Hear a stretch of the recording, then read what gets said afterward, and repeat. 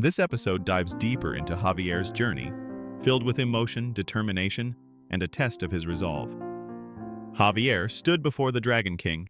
The air in the throne room was thick with the scent of ancient power and gold. Verkus, the mighty dragon, lay lazily across a grand sofa, half buried in mountains of glittering treasure. He cracked open an eye, a flicker of irritation in his gaze. "How did you get in here?" Verkus' voice was a low rumble. "I set up a really strong space distortion spell." Javier remained unflinching. "I asked Lord Tyrannus. He told me the pattern." The Dragon King's eyes narrowed. "My father," he muttered, before noticing the unyielding resolve in Javier's expression. He let out a heavy sigh, covering his face with one hand. "Ha! You're his ally, so of course you'd do anything to get here. I've heard the news." "What a shame." "No," Javier cut in, his voice sharp as steel. Verkus looked at him, intrigued. Javier's eyes burned with a fierce light. "It's not over yet. As long as I'm alive, I will find him."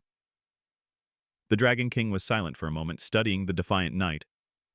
"This was set in motion by a universe far superior to ours," he said calmly.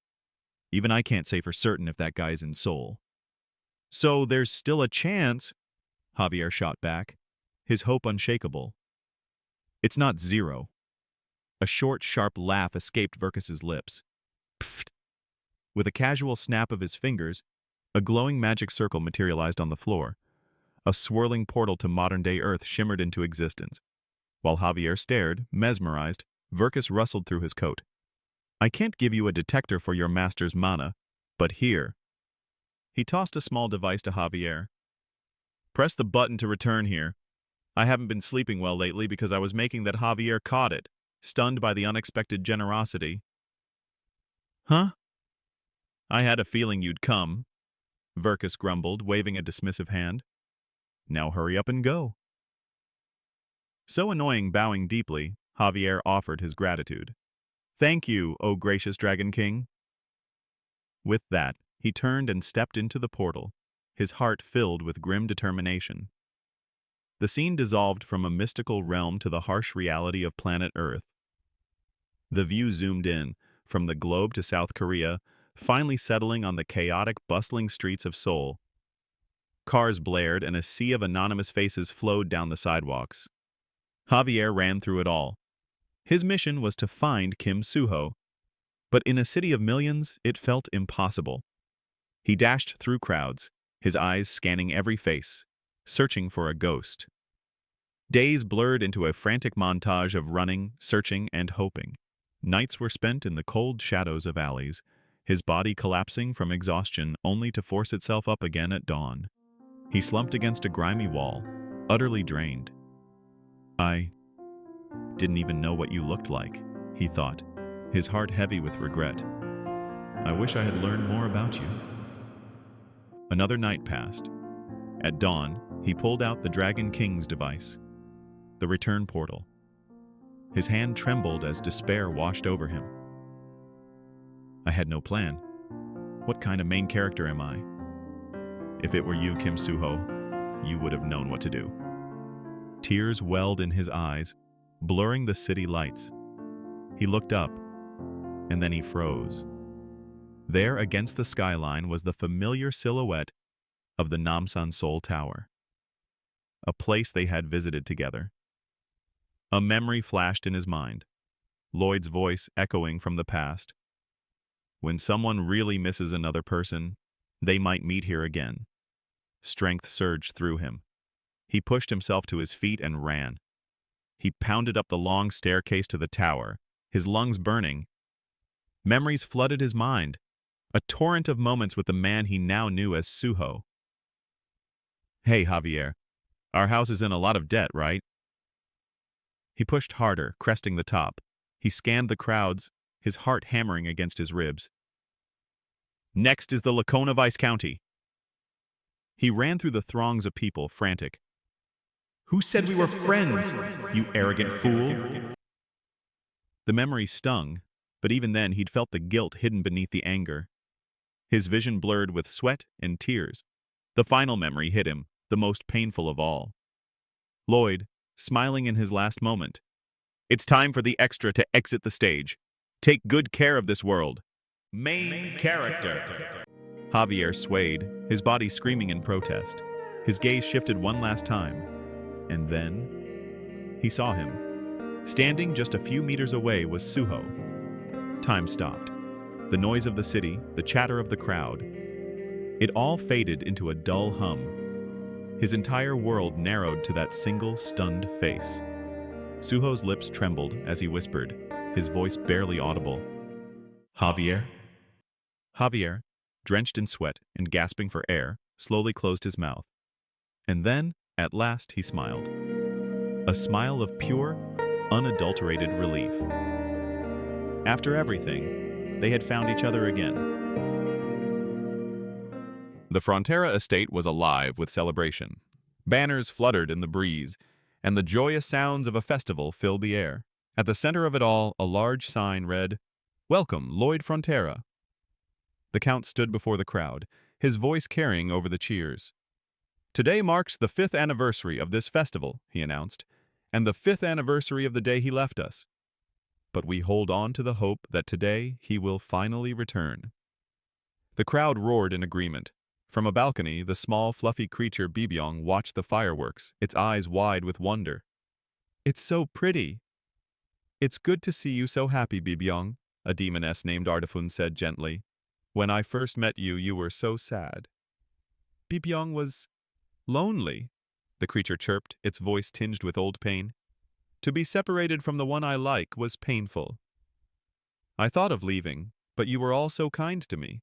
Bibyong is happy here elsewhere." The celebration continued. Orcs and elves performed dazzling routines, while soldiers shared drinks and stories. "Congratulations on the promotion, Tords!" Officer Greek slapped his friend on the back. Tords sighed. "That's karma, my friend." Amidst the festivities, a quiet moment of hope was shared between Julian and the swordmaster Sarajard. "Are you watching for the queen, Julian?" she asked. "Yes," he replied, his gaze fixed on the horizon. "I was just wondering if she would come this year." "The ministers surely oppose it, but she attends every year," Sarajard noted. Suddenly her eyes widened as she sensed a powerful aura. "It seems I've underestimated Her Majesty's willpower." Just then, the grand royal music began to play, announcing the Queen's arrival. Meanwhile, halfway across the universe, on the observation deck of Namsan Tower, Kim Suho stared in disbelief. "Are you really Javier?" "Master Lloyd," Javier said, taking a step forward with absolute reverence. "I have come to escort you home." "He looks just like he did in the novel." Suho looked away, his expression troubled. "Is going back really the right thing to do?" "This is the world where I was born and raised. In the other world, everyone acknowledged me because I had overwhelming power. A cheat, you could call it. But here, I have nothing." "You are mistaken, my lord," Javier said firmly. "The people of Frontera miss you, not your power." "But that power was a fluke of crossing dimensions," Suho argued, his voice rising with frustration. "If I go back, I'll be strong again, but it will feel like I'm running away. In this world, everyone has to struggle to live. I ran away because I wasn't strong enough to handle it." Suddenly, Suho's best friend Jiong shoved him forward. "Stop talking such nonsense!" Javier instantly moved to strike him down, but Suho intervened. "No, Javier, stop! He's my friend!" Jiong looked Suho in the eyes, his own voice filled with emotion. "I wanted to die, you know? I felt like useless trash. I gave up and ran away too. But then, I started working, living my life, and I realized running isn't the answer.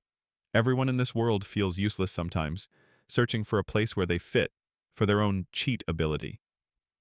You found your world, Suho. A world where you are the greatest estate developer there is. So go." Suho looked from his friend's earnest face to Javier's hopeful one.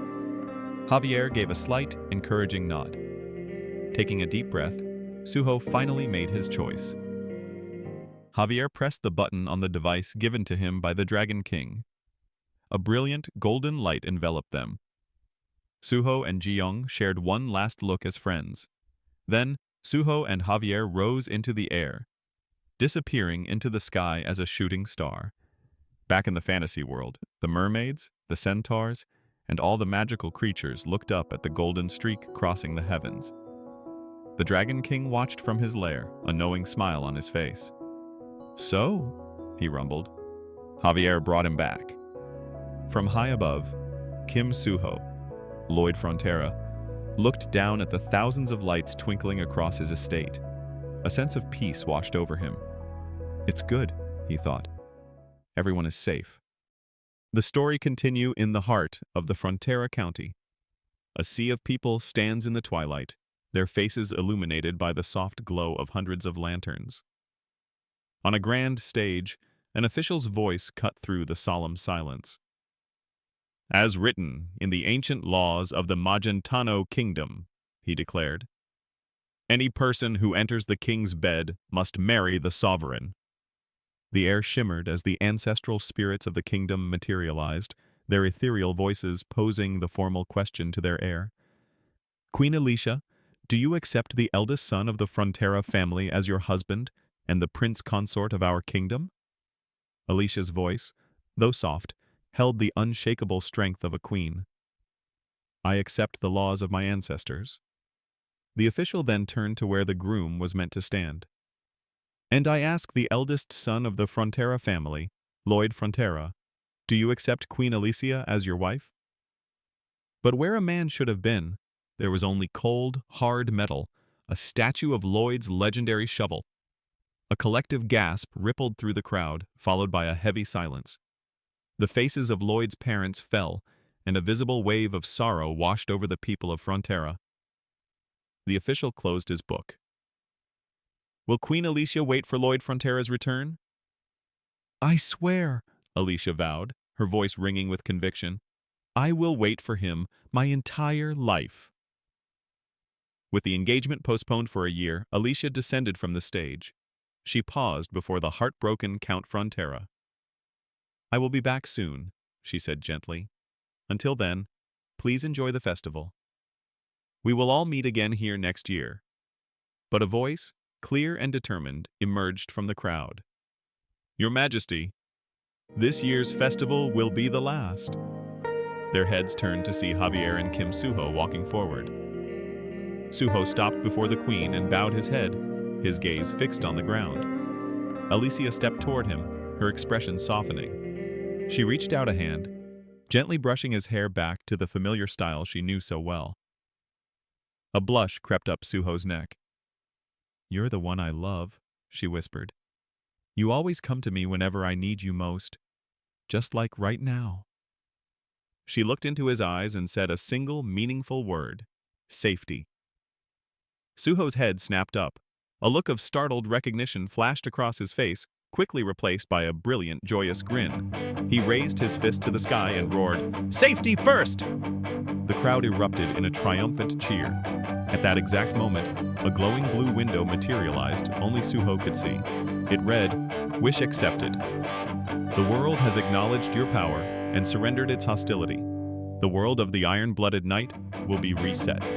New title: Fantasy Healing Life with Civil Engineering Skills. Tears welled in Suho's eyes. A brilliant light enveloped him, his very form shifting and reshaping until he stood not as Kim Suho, but as Lloyd Frontera. His loyal summons and his dragon son materialized at his side. Alicia closed the distance between them in a heartbeat, throwing her arms around him in a fierce embrace. Nearby, Javier and Siluria shared their own quiet, long-awaited reunion. "The most important reunion is yet to happen," Alicia said, her eyes turning to Lloyd's parents. Lloyd approached them, his own face a mask of guilt. "Please forgive me," he began, his voice thick with emotion. "I have been deceiving you. I am not your real son." But his mother simply placed a hand on his cheek, her touch gentle. "Thank you for coming back to us," his father said, his voice full of pride. "Our wise son." Tears finally streamed down Lloyd's face as he fell into their embrace. As he hugged them, a system window appeared behind them, showing an image of his real parents, smiling down on him from the afterlife. Suddenly, the official leaped back onto the stage with renewed purpose. "Lloyd Frontera!" he boomed. "Do you accept Queen Alicia as your wife?" Lloyd was floored, but Alicia leaned in close, whispering mischievously, "If you refuse, you'll die." The law is absolute. Besides, she added, showing him her astronomical amount of royal points, "I have a lot to offer." Lloyd stared in shock for a second, then threw his head back and let out a hearty, booming laugh. "I, Lloyd Frontera, who built a legendary domain, accept Queen Alicia as my wife. I'm back. Let the celebration begin." Fireworks painted the night sky in dazzling colors. Music swelled, and Alicia pulled him into a deep, passionate kiss. In the epilogue, the soul of the original Lloyd floats in the void, wondering where he will be reborn. He thinks of the man who took his place, who became strong and made everyone so happy. His only wish is to be reborn somewhere he will be wanted. His eyes flutter open. He is a baby, looking up at the loving faces of his new parents. "Our son's name," the father says, "will be Kim Suho."